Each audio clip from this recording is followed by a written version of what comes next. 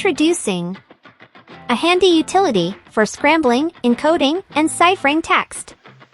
This will help you in generating cryptic usernames and difficult to brute force passwords.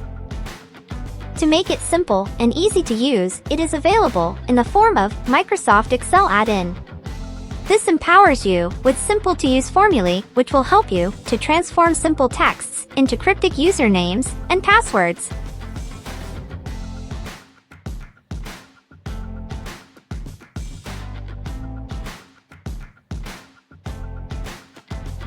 These formulae are grouped under the Special Text Operations category. This makes it easy to find and apply the formulae through the formula bar.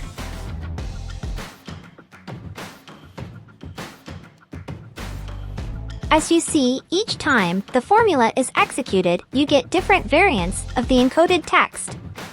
This means that you need not worry about the duplication of the generated, encoded variant for multiple people having the same name.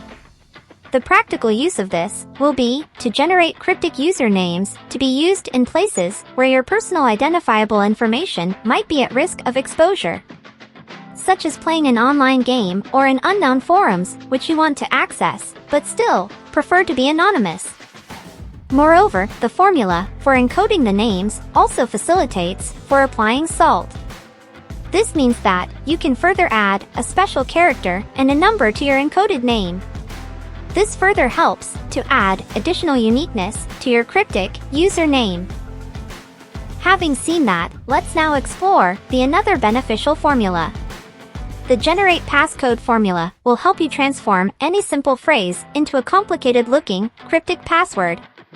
These days, it's very important to safeguard your online presence with more stronger and difficult to brute force passwords. Organizations also make it mandatory for their employees to maintain a longer, stronger, and difficult to guess passwords.